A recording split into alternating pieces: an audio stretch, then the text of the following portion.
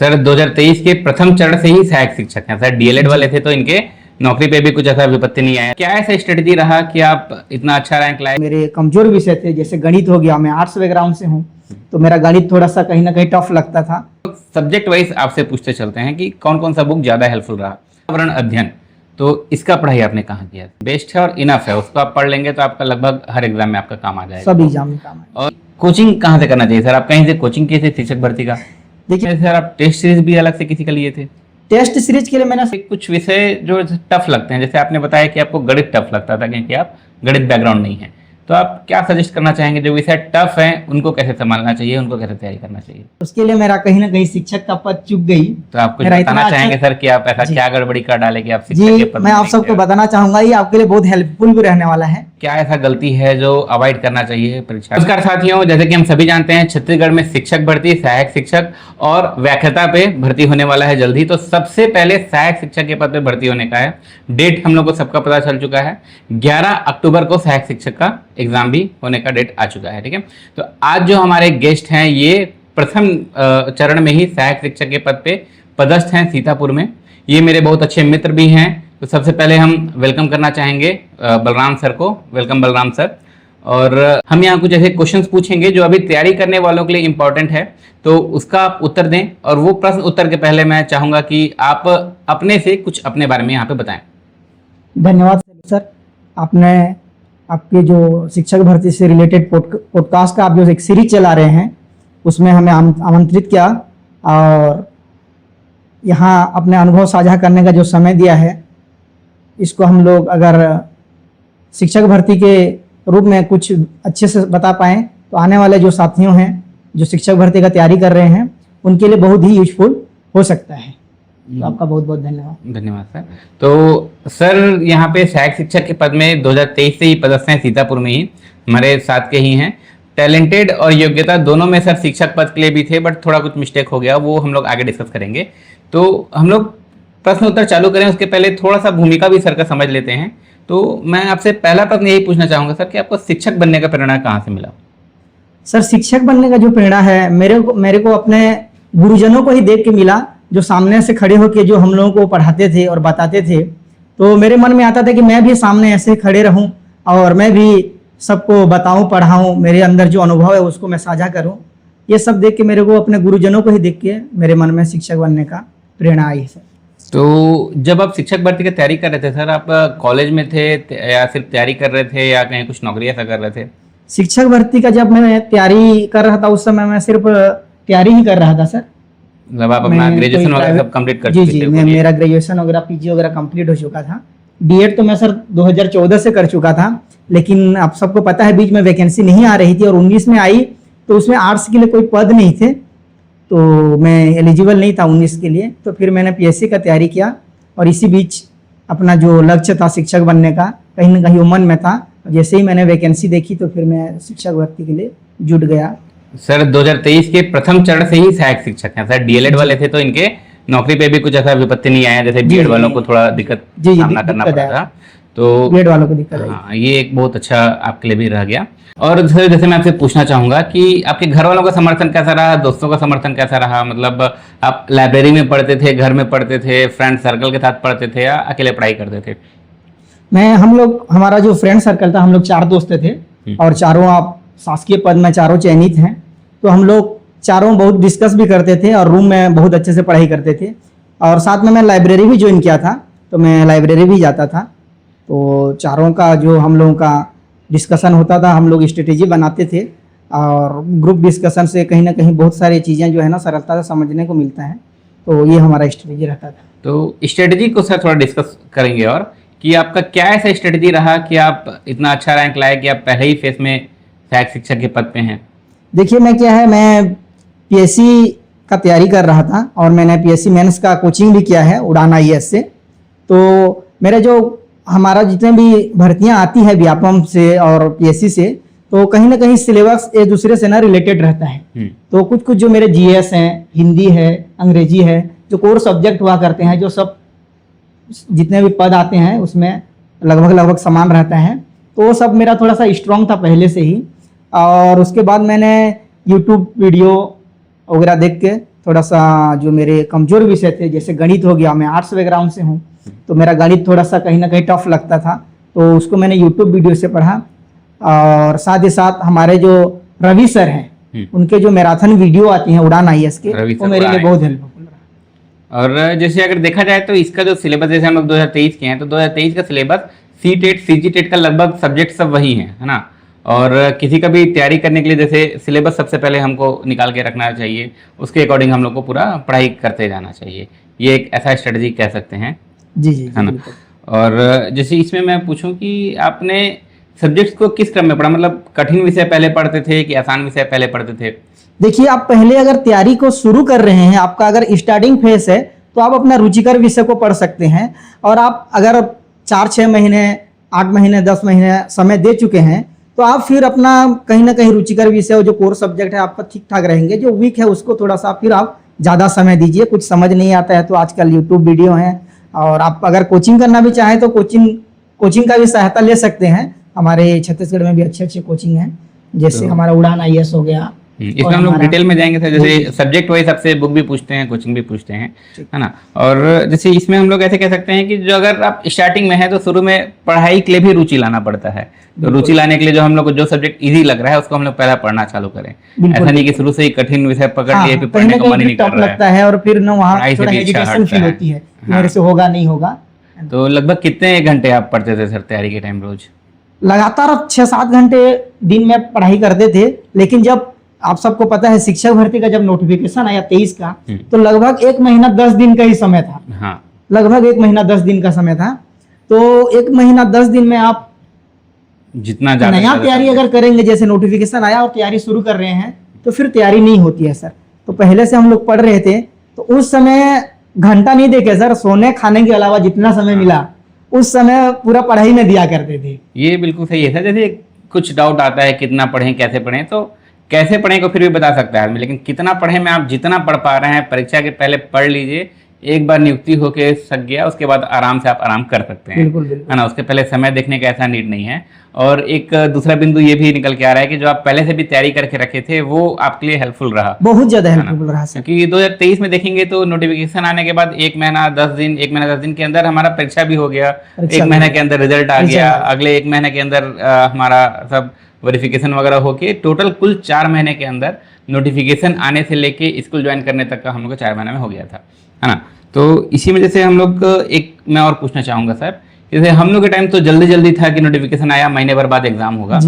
अभी अब लोगों को थोड़ा कंसिस्टेंसी में, निरंतरता में थोड़ा डिस्टर्बेंस होता है कि परीक्षा आ ही रहा है। अब तो डेट आ गया ना, 11 अक्टूबर को है, लेकिन आ ही रहा है, इस तरीके से डिस्टर्बेंस होता है। तो कंसिस्टेंसी बनाने के लिए आपने क्या किया, मतलब वही कंटिन्यूटी बनाने के लिए स्टूडेंट्स को क्या करना चाहिए आपके अकॉर्डिंग? देखिए सर, आप अगर किसी पद में जाना चाहते हैं तो उसके प्रति तो आपका कहीं ना कहीं डेडिकेशन होना पड़ेगा। साथ ही डिसिप्लिन बहुत जरूरी है सर। अपने लाइफ में आप डिसिप्लिन नहीं रहेंगे, आप समय पे नहीं सोएंगे, समय पे नहीं उठेंगे, तो आप समय कैसे निकाल सकते हैं तैयारी के लिए? तो आपको डिसिप्लिन बहुत जरूरी है। उसके साथ ही कंटिन्यूटी बहुत ही ज्यादा जरूरी है। आप लगातार नहीं पढ़ेंगे तो कहीं ना कहीं आपका छूटता जाएगा तैयारी।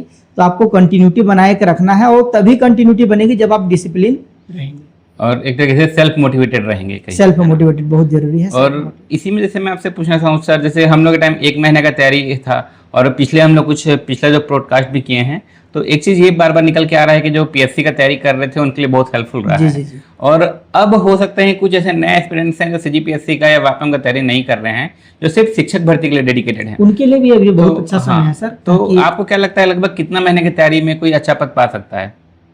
अच्छा पद जैसे शिक्षक भर्ती है, आप अगर 8-10 महीना भी दे रहे हैं सर, है ना कहीं आपका थोड़ा सा बेसिक ठीक है, और आप 8-10 महीना भी दे रहे हैं तो बहुत है सर।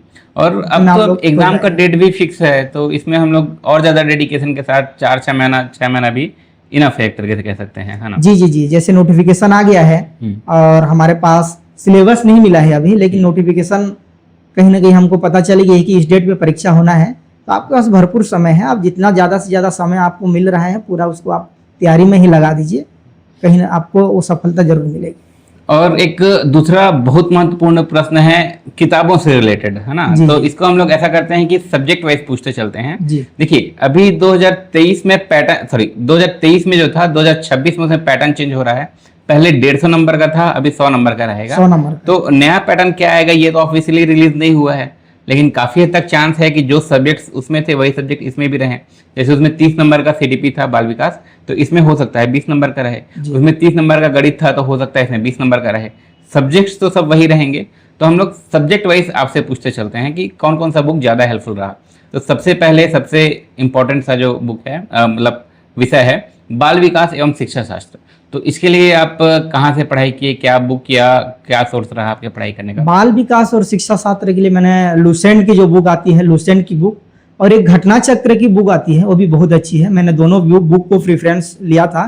और साथ ही साथ हमारा जो सब्जेक्टली पेडागोजी रहता है ना, जैसे भाषा का है, अंग्रेजी का है, गणित का है ना, उसके लिए मैंने हिमांशी मैडम का वीडियो प्रेफरेंस किया था। लेट्स लर्न चैनल जो हमारा है, उसको पढ़ के मैंने उससे नोट्स बना लिए थे और मैं उसी को पढ़ता था। ठीक है, ये एक बहुत इंपॉर्टेंट सा सब्जेक्ट है और ये रहना ही रहना है ना। तो इसके लिए आप ये सब रिफर कर सकते हैं। बुक का मैं यहाँ इमेज भी स्क्रीन पे दिखा दूंगा। ठीक है, और जैसे दूसरा एक है सामान्य हिंदी। तो पेडागॉजी के लिए तो आपने बता दिया कि आपने हिमांशी मैडम का पढ़े हैं, है ना। और जो सामान्य हिंदी है उसको आपने कहाँ से पढ़ा? सामान्य हिंदी के लिए हमारे छत्तीसगढ़ में बेस्ट बुक आती है विनय कुमार पाठक जी की, आप उसको पढ़ सकते हैं।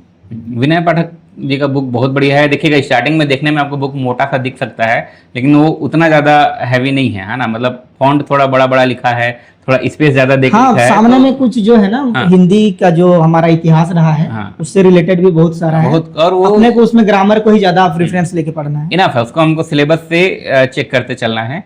सिलेबस को देख लिए, जो जो पढ़ने का है उतना को पढ़े। और जो एकदम साहित्य वगैरह काम का नहीं है वर्ग 3 के लिए, तो उसको आप उस बुक से स्किप कर सकते हैं। बाकी बेस्ट बुक है हिंदी के लिए। और जैसे थर्ड विषय मैं आपसे पूछूं कि इंग्लिश का पढ़ाई आपने कहाँ से किया? इंग्लिश के लिए मैंने केडी पब्लिकेशन का एक बुक पढ़ा और यूट्यूब का ज़्यादा से ज़्यादा सहायता लिया, क्योंकि अंग्रेजी मेरा थोड़ा सा उतना स्ट्रांग नहीं था, तो मैं यूट्यूब का सहारा लिया और केडी पब्लिकेशन का बुक पढ़ा था।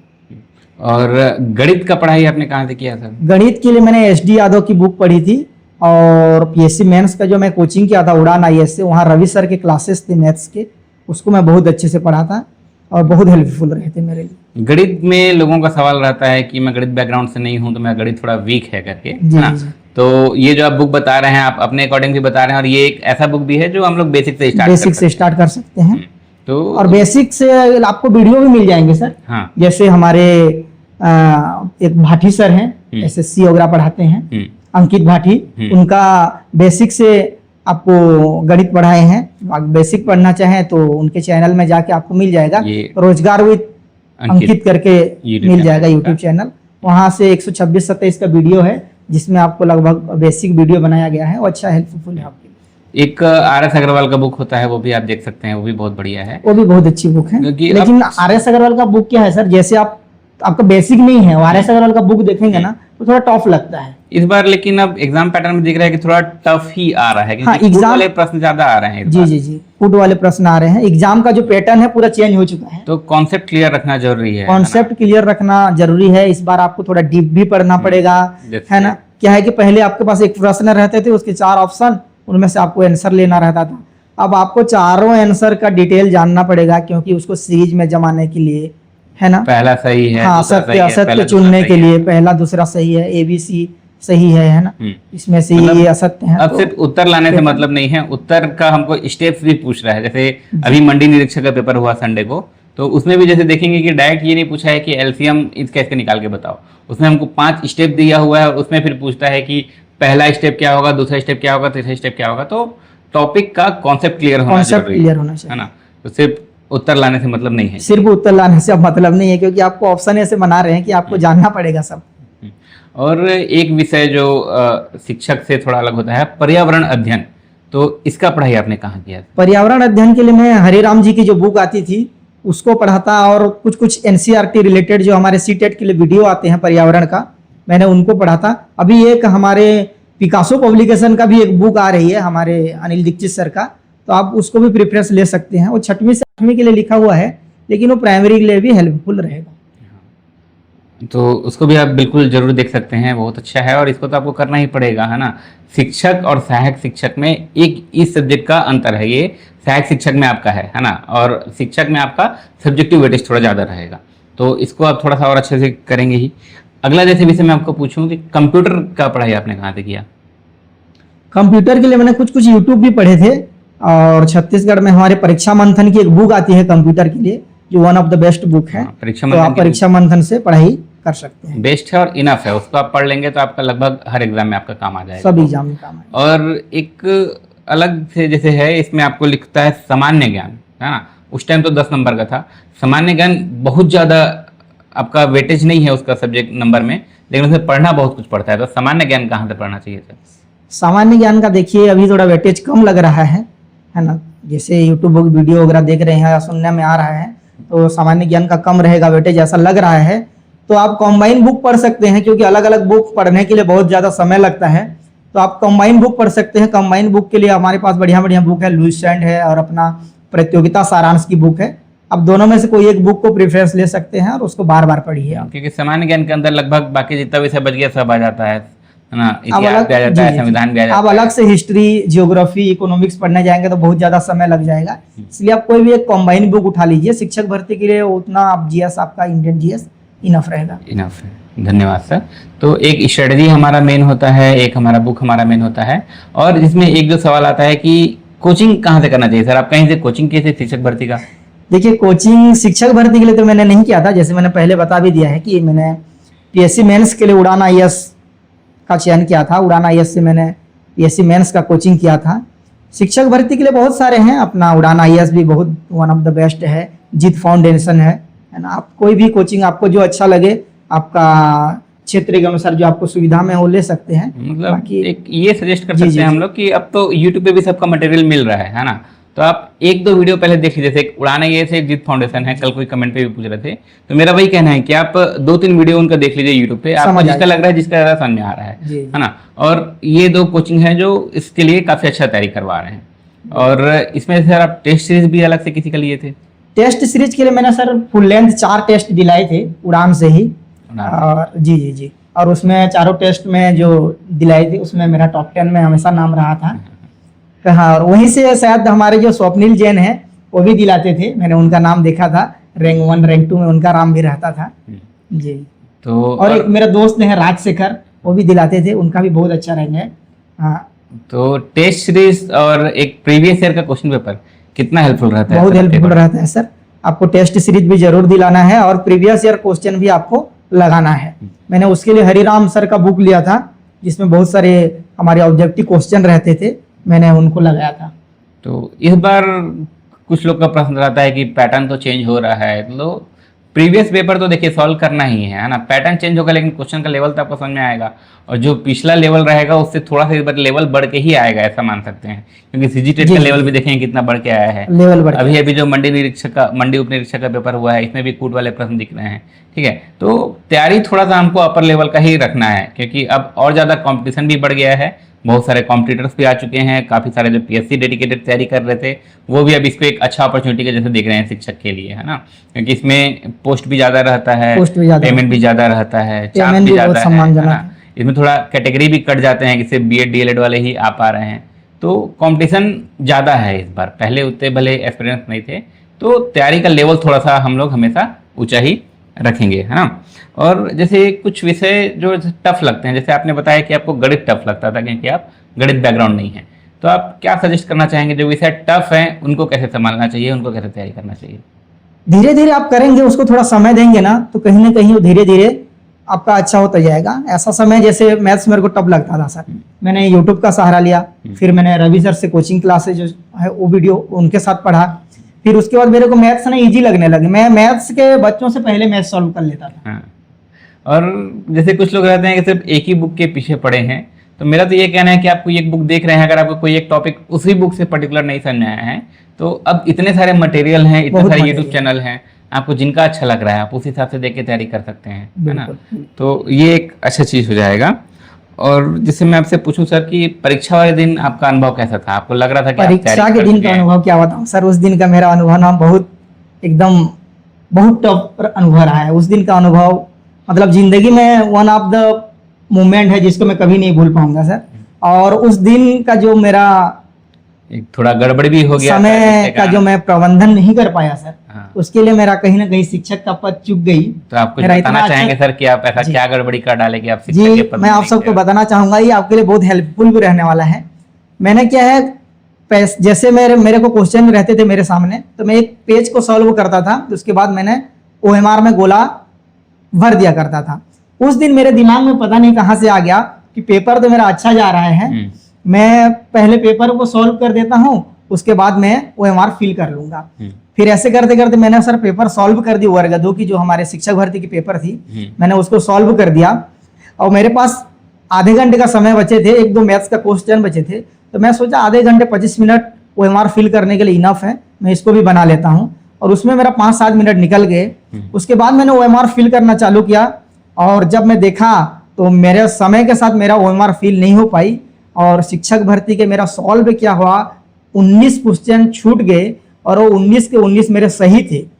GS लास्ट के जो GS और कंप्यूटर सेक्शन थे, और वो 19 नंबर मेरा चूकने की वजह से सर ऐसा में शिक्षक का बड़ा पद दुख चूक होता है। गया। मतलब जो आप सही जान रहे हैं उसको वहाँ पे हम लोग, सही जान रहा था, मैं सॉल्व भी कर चुका था, मैंने OMR फिल नहीं कर पाया। और ये जानते हैं और कि एक एक मैंने नंबर में रिक्वेस्ट भी किया पर्यवेक्षक जी को, सर 1-2 मिनट सर पीछे से ले लिए, पेपर को थोड़ा सा पीछे से ले लीजिए, हाँ। मेरे को 2 मिनट दे दीजिए। लेकिन अब रूल होता है, उन्होंने पेपर ले लिया, फिर वहीं से मेरा आंसू टपकना चालू हो गया। जो बीच में 1-1.5 घंटे का समय रहता था, वो 1 घंटा मैंने सिर्फ रोया था।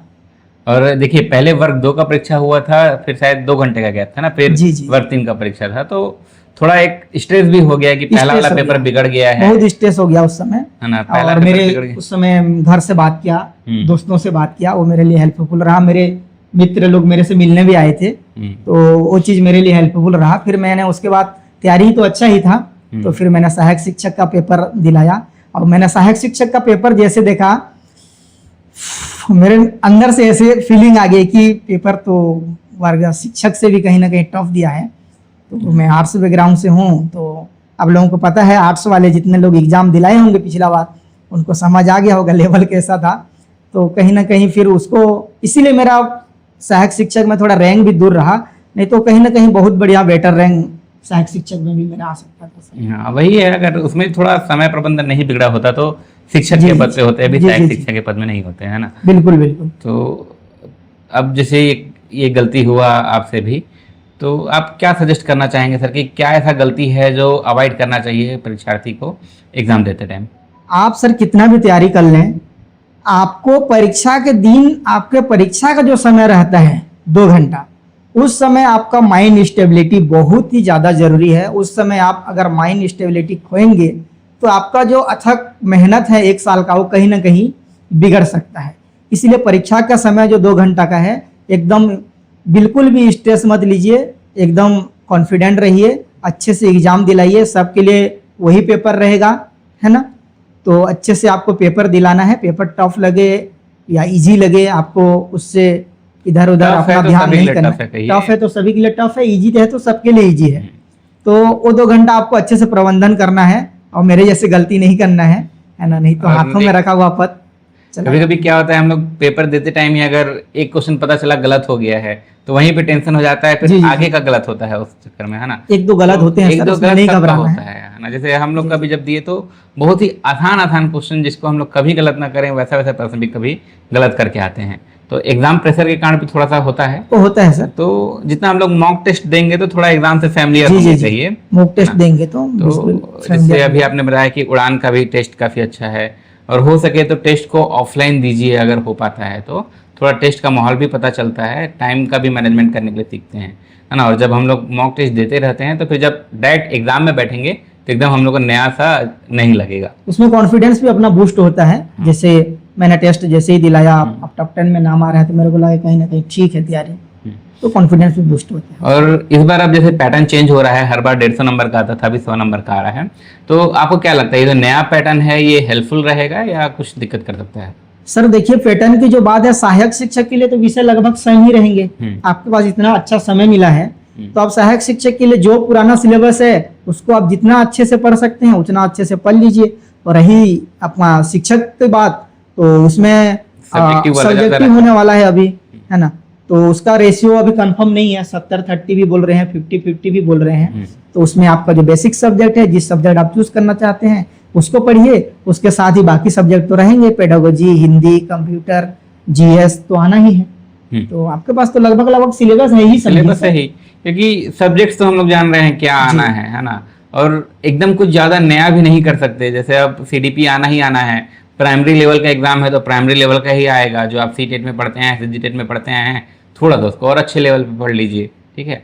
और अभी तो समय भी है, अभी जो हमारे एस्पिरेंट्स हैं इनके पास समय भी है। हम लोग को जैसे 1 महीना का मिला था, इनको तो अभी पता है कि परीक्षा होना ही है, अक्टूबर में होना ही है ना। तो तैयारी करने का समय तो पर्याप्त मिल रहा है, ठीक है।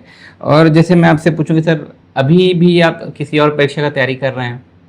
तैयारी तो चल रहा है सर, अगर वो परीक्षा में सफलता मिल जाएगी तभी मैं उसको बताऊंगा, है ना, किसकी तैयारी कर रहा था। हाँ, बाकी आने वाले शिक्षक भर्ती भी दिलाएंगे। शिक्षक भर्ती भी तो जी बिल्कुल, एक तरह से प्रमोशन जैसा ही है है ना। तो जैसे मैं आपसे पूछूं सर, आपको लगभग जॉब करते 2.5 साल हो गया, तो शिक्षा विभाग में आप 2.5 साल से हैं, तो आपका अनुभव कैसा रहा है इस पद पे? बहुत अच्छा अनुभव रहता है। शिक्षक का पद ऐसा है कि आप बच्चों से, समाज से जुड़ के रह सकते हैं, तो एक सम्मानीय पद भी है और अभी सम्मानजनक आपको वेतन भी प्राप्त हो जा रहा है, तो बहुत अच्छा अनुभव रहा है। इस जॉब का सबसे अच्छा क्या लगता है सर आपको? सर इसमें आपको समाज के साथ, बच्चों के साथ जुड़ने का मौका मिलता है ना, अपनी जिंदगी जीने का मौका मिलता है। और कहीं ना कहीं अभी भी हमारा जो शिक्षक पद है एक सम्मान का पद है सर, वो मेरे को अच्छा लगता है। सबसे बड़ा चुनौती क्या लगता है सर आपको शिक्षक के पद पे? शिक्षक पद में चुनौती वर्तमान में देखेंगे तो बहुत सारे काम बढ़ गए हैं सर, ऑनलाइन वगैरह काम जो है ये सब बढ़ गए हैं। और आप अगर अनुसूचित क्षेत्र जो है हमारे, वहाँ अगर पदस्थ हैं तो कहीं ना कहीं जो बच्चों का बैकग्राउंड है उसकी वजह से ना उनका कहीं ना कहीं बेसिक थोड़ा सा कमजोर रहता है सर। जैसे बाकी शहर के बच्चे हैं वो लोग अवेयरनेस का भी थोड़ा कमी, हाँ अवेयरनेस भी रहते हैं, और उनको शुरू से ही प्लेइंग स्कूल कुछ या माता पिता से भी वो मिल गई रहती है, तो थोड़ा सा हम उनको वहाँ रहता है सर। तो लेकिन प्रयास करेंगे तो हम लोग सफल हो जाएंगे सर, हमको थोड़ा मेहनत करना पड़ता है। बच्चों में थोड़ा ज़्यादा मेहनत करना पड़ता है, बच्चों में थोड़ा ज़्यादा, क्योंकि उनके पेरेंट्स अभी उतना नहीं ध्यान दे पाते हैं गांव इलाके में। और जैसे मैं आपसे पूछना चाहूँगा सर कि कुछ लोग हैं, जैसे पिछला जितना भी हम लोग पॉडकास्ट किया है, जैसे आप भी बता रहे हैं कि आप पीएससी वगैरह की तैयारी कर रहे थे, तो कुछ एस्पिरेंट्स ऐसे हैं जो सिर्फ शिक्षक भर्ती के लिए डेडिकेटेड हैं या अभी पढ़ाई चालू कर रहे हैं या कुछ महीने से पढ़ाई चालू किए हैं, तो ऐसे के लिए आप क्या एडवाइस करना चाहेंगे जो पढ़ाई अपना अभी चालू कर रहे हैं? देखिए, आपको अभी शुरू भी कर रहे हैं तो आपके लिए समय है ना। आप उस हिसाब से डेडिकेशन करेंगे, सही गाइडलाइन में पढ़ाई करेंगे तो आप पहले जो पढ़ाई कर रहे हैं उनको भी बीट कर सकते हैं, है ना। पढ़ाई तो बहुत लोग कर रहे हैं, लेकिन पहले पढ़ते हुए भी लोगों का ना उतना अच्छा तैयारी नहीं हो पाया रहता है, कहीं ना कहीं वो सही स्ट्रेटेजी और सही गाइडलाइन प्रेफरेंस नहीं करते रहते हैं। तो आप अपना मेहनत करिए, आपका काम है मेहनत करना, अपना जितना समय मिल रहा है पूरा मेहनत में लगा दीजिए, है ना। गाइडलाइंस लीजिए, जो चयनित हो चुके हैं उनसे ले सकते हैं, हमारे अच्छे अच्छे कोचिंग हैं उनसे आप बात कर सकते हैं और अपना तैयारी कर सकते हैं। इस बार शिक्षक भर्ती के लिए बहुत ज़्यादा वेट भी करना पड़ा कि अब आएगा पद, अब आएगा पद। कुछ लोग ऐसे में थोड़ा ज़्यादा हम लोग वेट किए थे। हाँ। मेरा 2014 से हो गया था। हाँ। और मैंने 19 तक याद किया और 19 तक वेट किया और 19 के बाद 19 में आया, लेकिन तो मैं उसके लिए एलिजिबल ही नहीं हूँ। हाँ। है ना। शिक्षक में कुछ आर्ट्स के पद हैं, अंग्रेजी विषय वगैरह, और मेरे विषय भी नहीं रहे हैं। ऐसे करके फिर मैंने 23 तक इंतजार किया है।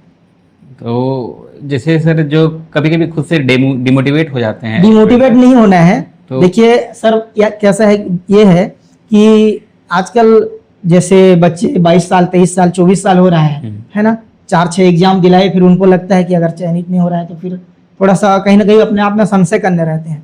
मैं तो 27-28 साल में सर तैयारी स्टार्ट किया। हाँ, तो तैयारी तो करना है, बोलिए अच्छे से, है ना।